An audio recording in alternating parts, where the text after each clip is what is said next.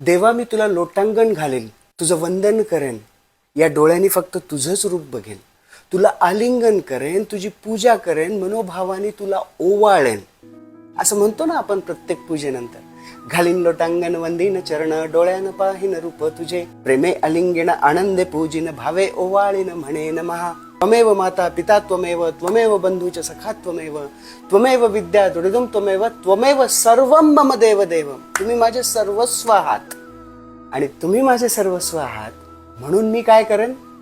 कायेन वाचा मनसेंद्रिये वा बुद्ध्यात्मना भा प्रकृती स्वभावा करोणी यज्ञम.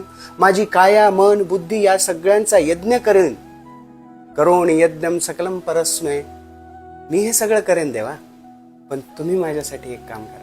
मी हे जे तुम्हाला सगळं काही अर्पण केलं, नारायणाय समर्पयामि.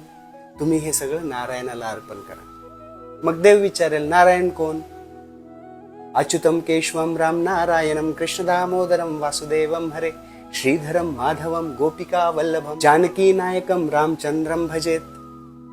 हे ते प्रभू रामचंद्र, हे ते कृष्ण, हे नारायण आहेत, अच्युत आहेत, केशव आहेत, माधव आहेत. त्यांच्या चरणी सगळं काही अर्पण करा. आणि अर्पण करण्याची विधी, हरे राम राम राम हरे हरे, हरे कृष्ण कृष्ण कृष्ण हरे हरे. आपण देवाला प्रार्थना करतोय की मी जी तुमची पूजा अर्चना करतोय ती तुम्ही कृष्णाला अर्पित करा. हरे कृष्ण महामंत्राचं नामस्मरण करून. असो.